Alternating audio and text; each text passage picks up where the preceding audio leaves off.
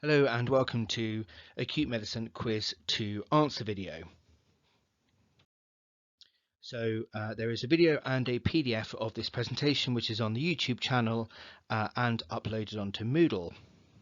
So let's go through the answers. Where possible, I've given you some details around the answers. I've also signposted you to some guidelines and some websites that would be helpful whilst you're studying distant acute medicine. So question 1 was to review a CT image. So let's have a look at this image here, and you can see here where I'm just going to draw now, you can see that area of hypodensity there. There's also some midline shift across here. Let's have a look at the answer. So the answer is A, subdural hematoma. I'm going to show you some CT images of the others that are shown on there now. So you can see here that this is an extradural hematoma, and although both fairly sort of oval in shape, there is a pathophysiological difference between the two.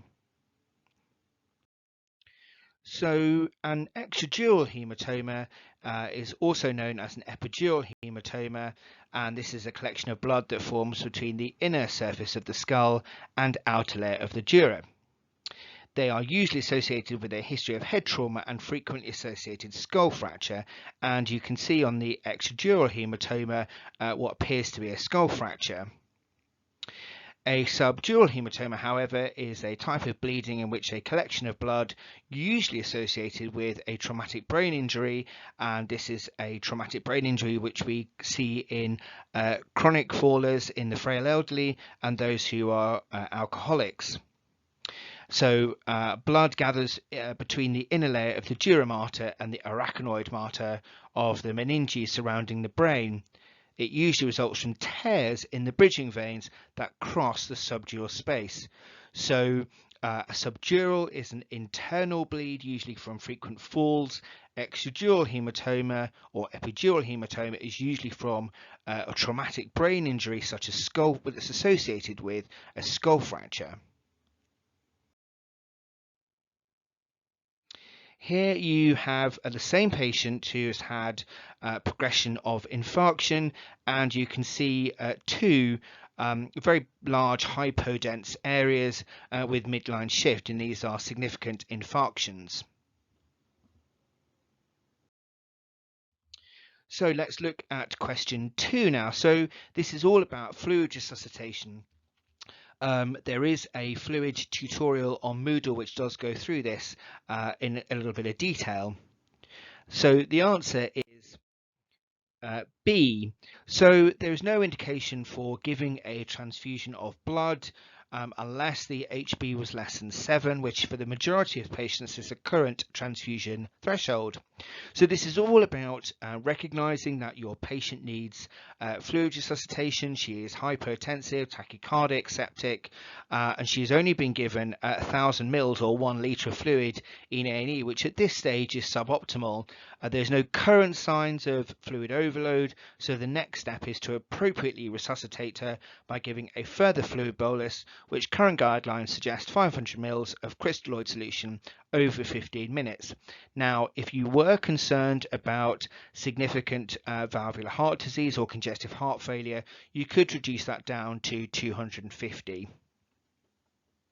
So 1,000 mils of crystalloid solution is not the answer, as what you're trying to do is test Starling's law and see if your heart is still responsive and able to tolerate further aliquots of fluid so that you can get the patient normotensive. So there's no indication at this stage for 500 mils of albumin solution. This is most commonly used in cirrhotics. Occasionally we do use human albumin solution in intensive care for fluid resuscitation, but not at this stage. It's not indicated. And with answer E, 500 mils of 5% dextrose, well, we should never ever use dextrose solution as a resuscitation fluid. It has no electrolytes in apart from the dextrose. So question 3. So this is all about our fluid resuscitation strategy, and this patient has now had a significant amount of fluid. So what's potentially happening here is that despite a lot of fluid, her BP remains low, her heart rate has come down a little bit, and she's only passing a minimal amount of urine. So let's say she weighed about 70 kilos, she should be passing at least 25 mils per hour of urine. So remember that ideally a patient should pass urine at a minimum of 0.5 to 1 mils per kilo per hour. So what seems to be happening here is we're not getting very far with fluid despite aggressive fluid resuscitation. So the question is now, what do we do? So the answer is E, refer to the critical care team. So continuing IV fluids clearly isn't getting us anywhere. She's had a large amount of fluid, well above the amount that you would ordinarily give her for maintenance fluid. Colloid is not indicated anymore in sepsis. There is a lot of debate about colloids versus crystalloids, but the point is you're planning to give her more IV fluid, which isn't really going to be very helpful. So discontinuing the IV fluids, however, is probably not going to change the situation much either. And so actually just leaving the patient with a low blood pressure is actually making a dangerous decision, because although yes, you won't overload her any further, this patient's blood pressure will continue just to fall. Giving her furosemide is clearly not appropriate when she is septic and peripherally vasodilated. Although it will make her urine output better, it's not going to do anything to improve her blood pressure. So the answer is E, because she needs referral to critical care. This is the type of patient that I've talked about in my shock lecture, who needs vasopressor support such as noradrenaline. So she needs an arterial line, a central line, and she needs referral and admission to critical care for vasopressor therapy, which will improve her vascular resistance and improve her blood pressure and her urine output. So the answer is E. So question 5, this is a chap who has pre-existing lung disease. His stats are 80 on a non-rebreather mask, so that should be a red flag for you. Let's look at the chest x-ray now.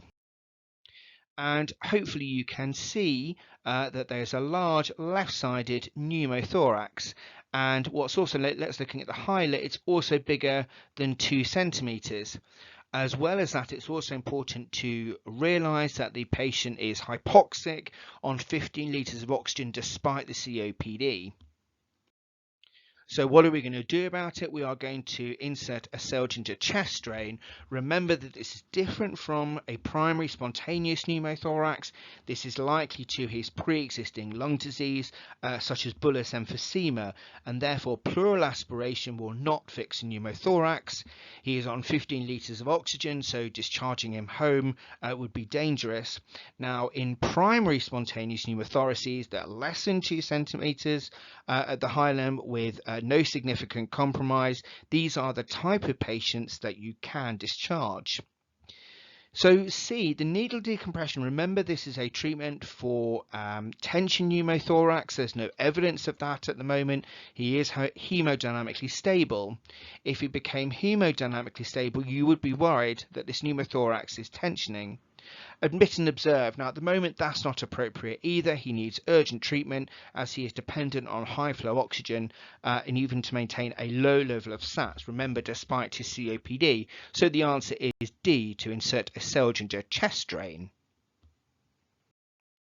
I've also put some resources up here about managing a pneumothorax, some articles from the BMJ, the Whittington clinical guideline for management of pneumothorax, and also some guidelines from Scotland. So question 6, a 53-year-old woman collapses after developing a sudden severe headache. She says it was the worst headache she has ever had. Now this here has 2 red flags, and in fact 3. One is the age of the patient, one is the sudden severe, and describing it as the worst she's ever had.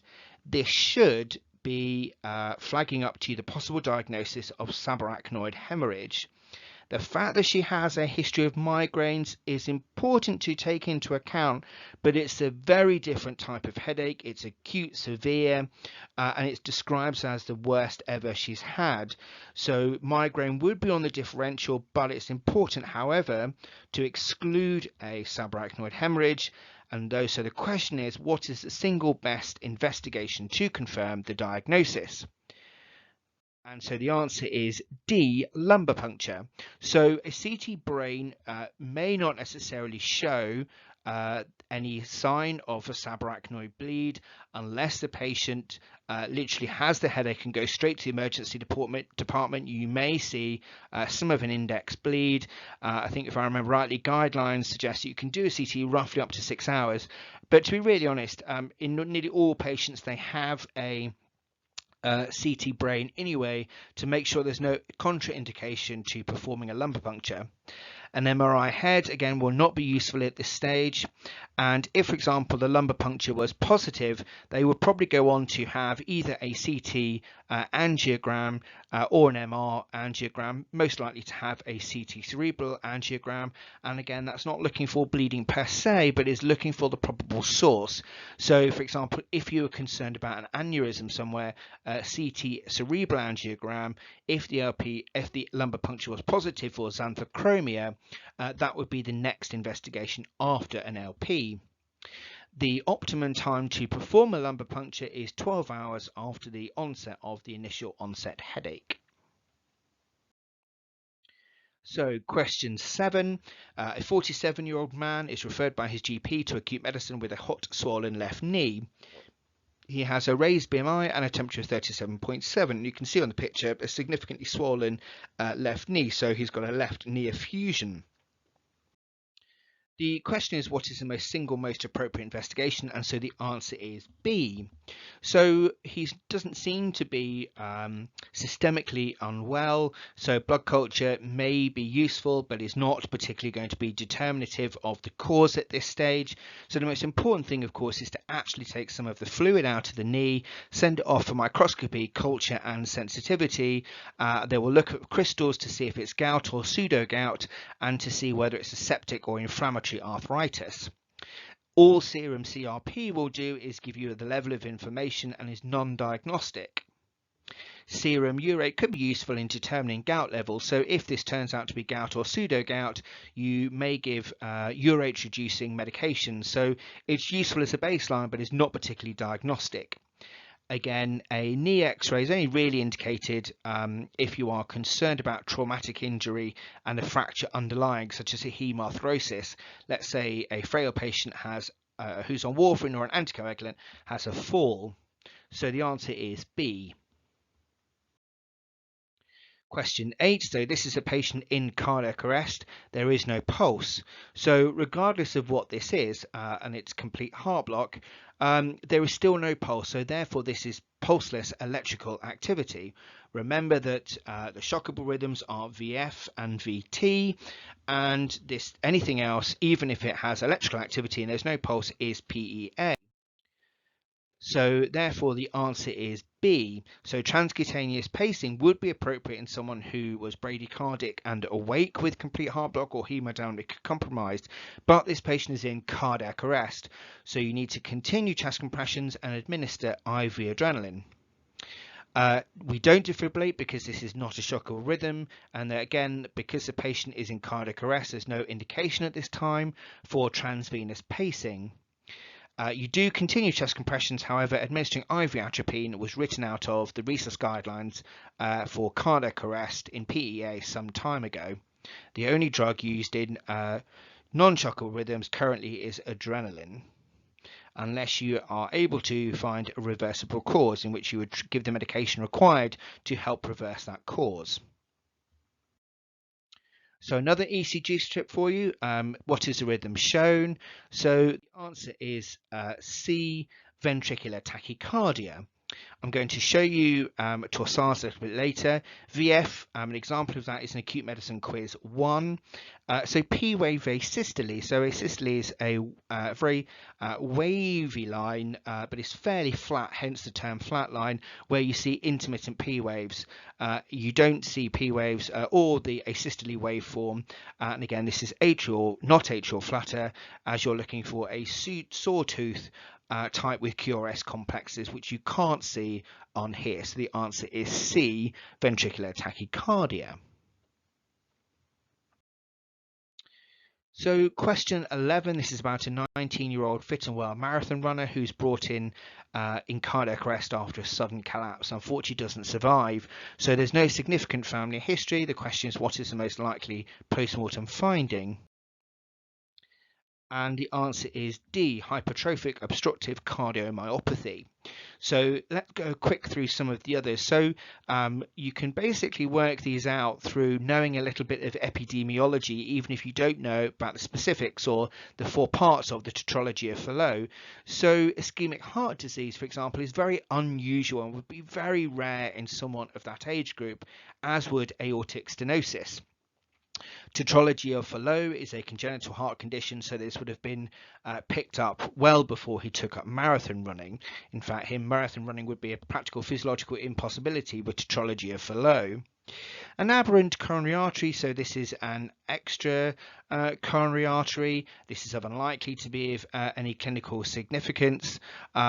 And also, again, if this was significance, he would have developed symptoms whilst doing his exercise. But this is someone who has pushed themselves really hard.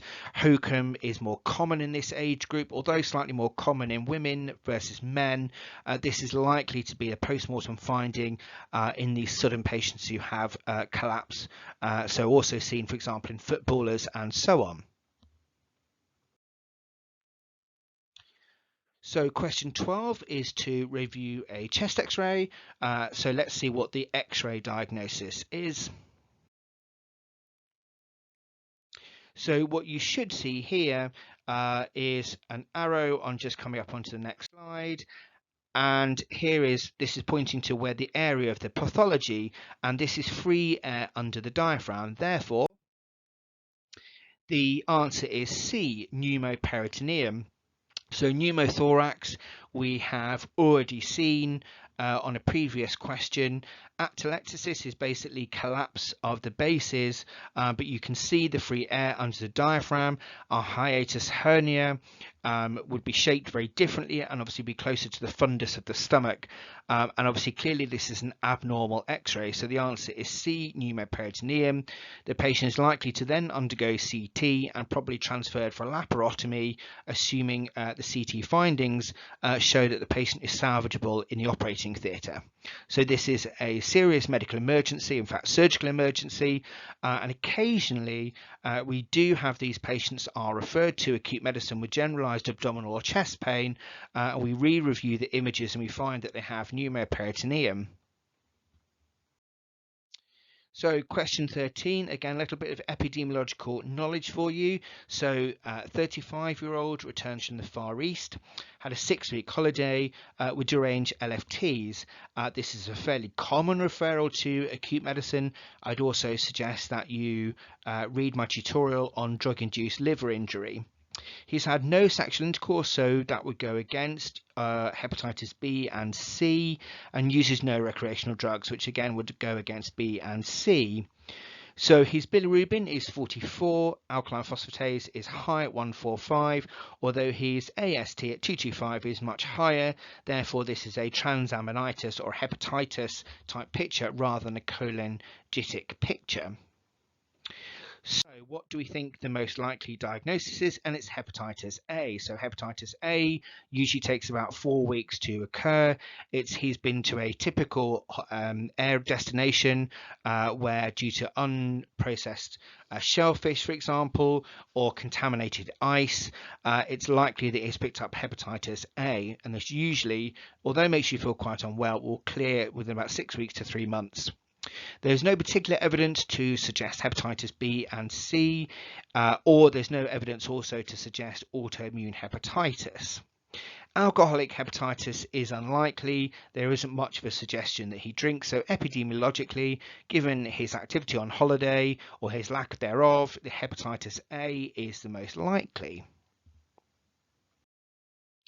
So question 14, a rhythm strip is shown below. What is the diagnosis? And so the answer is B, second degree heart block type 1. So remember that first degree heart block is just prolongation of the PR interval. You then get second degree type 1 where you have sequential prolongation of the PR. Second degree type 2, however, is where that prolongation then leads to a drop of a QRS complex. A third degree heart block is there where there is no relationship between the P waves and the QRS complex. Third degree heart block out of all of those is a medical emergency. And E, atrial fibrillation, remember, is absent P waves and irregular QRS complexes. So question 15, a 85-year-old woman is admitted with community-acquired pneumonia. Her blood pressure is 70/50, so she's hemodynamically unstable with a pyrexia of 38.5. We are treating her with oxygen and giving her IV antibiotics. So this is about your familiarity and to practice using the News 2 score. So this is the News 2 score up here, and I've highlighted the bits where this lady meets. So she has a respiratory rate of over 25, so she gets a 3, 2 for her oxygen saturations, 2 for requiring oxygen, 3 for her low systolic blood pressure, 2 for her tachycardia. She is alert, so she gets 0, and she has a pyrexia but less than 39, so she gets a 1. So by adding all those together, the answer is D. She has a News 2 score of 13. Question 16. So this woman's chest x-ray then confirms a right middle lobe pneumonia. Her urea is documented as 10. What is this woman's CURB-65 score? So remember, the CURB-65 score is used to help GPs make a decision about whether someone should go to hospital where you have laboratory results available. And for those of us in hospital, it gives an idea about whether they can be discharged or admitted and their likely mortality. So I've put the CURB score up there for you. So you're looking for confusion, respiratory rate greater than 30, which this lady had. She had a low blood pressure, a raised urea greater than 8, and also an age greater than 65. This is a community one here, so the urea is missing. So hence she has a CURB score of 4. So this lady's CURB score of 4 gives her a 40% predicted mortality. So question 17, which of the following drugs can cause a lactic acidosis? Now, all of these medications are treatment for diabetes. Now, even if you don't know very much about diabetes at all, and of course I suggest you review Dr. Cara's material, this isn't actually about diabetes at all. This is about knowing how to access information about drugs. And all of these drugs, of course, are in the BNF.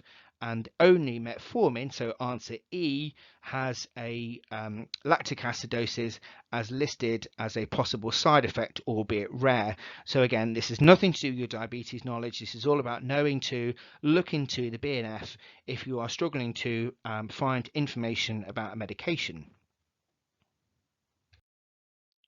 So question 18, below is a rhythm strip. What is the single most appropriate next step? So the answer is D, intravenous magnesium. And this rhythm strip shows torsades de pointes, where amiodarone isn't indicated. The patient is not in cardiac arrest, and I've not indicated that in the question, therefore there is no role for IV adrenaline. Giving a patient saline is not going to change the underlying arrhythmia, and at this time there's no indication that the patient needs calcium, although if they have a low calcium then we should treat it with intravenous calcium. So just as a reminder, the Resus Council has resuscitation guidelines on peri-arrest arrhythmias, which you can read in your own time, and there is a link there. So to treat torsades de pointes, ventricular tachycardia, or another way of putting it is polymorphic VT. You want to stop any drugs that are known to prolong the QT interval. You don't give amiodarone for definite torsades de pointes, contrary in ventricular tachycardia, where you would give amiodarone. The most common electrolyte abnormality that gives torsades would be hypokalemia, and very often that has been precipitated by an underlying hypomagnesemia. So the initial treatment for torsades de pointes is 2 grams of magnesium sulfate over 10 minutes. Of course, you'd also want to summon senior support and the medical emergency team. If adverse features become present, so syncope, sign of organ failure, then ischemic heart pain, for example, then you would arrange immediate synchronized DC cardioversion. Now, of course, the thing to remember is that if the patient then becomes pulseless, then this is a shockable rhythm, although that's relatively rare as a presenting cardiac arrest rhythm. Question 19. So this is about a 40-year-old found in cardiac arrest. CPR is started and the patient is rapidly intubated. 5 minutes later during CPR, a nurse finds a valid DNAR. So what's the most appropriate next step? Well, let's pick out a couple of things. So in the question I've put that they are a 40-year-old. Now that is not of significance. Now, although having a 40-year-old having a DNAR is relatively uncommon, it's not impossible, and again it's important to be clear about the age shouldn't muddy the waters when you are deciding about whether a patient is going to have a DNAR or not.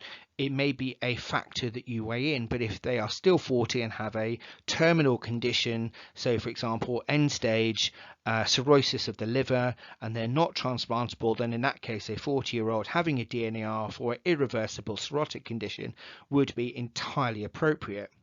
The fact that the patient is intubated is neither here nor there. So let's look at some of the answers.